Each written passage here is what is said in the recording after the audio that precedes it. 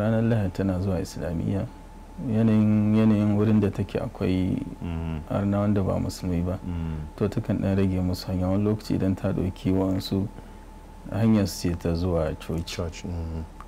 In ta yi wannan ba laifi gaskiya. In ta musulmi bai halatta ya kai wanda ba musulmi ya kai wato kirista zuwa wajen bautarsa na coci ba, saboda yin haka yana daga cikin taimakawa a cikin aikin sabo da kuma aikin zalunci.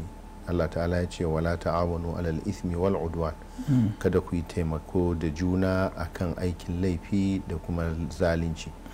To babu laifi da ya kai irin laifin sanya ma Allah da yin ibada akan wannan, da zuwa ana yin maganganu waɗanda suke na shirka. Saboda haka bai halatta ba ko motar haya ce ma mutum ya ɗauki mutum a motar, ya ɗauki wanda ba musulmi ba a motar haya ya kai shi zuwa wajen bautar su.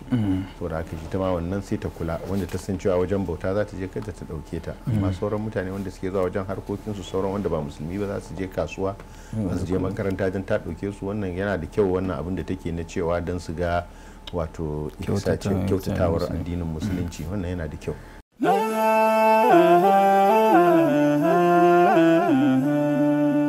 haske mai leƙa gidan kowa Afirka TV. TV3 tafarkin rayuwa.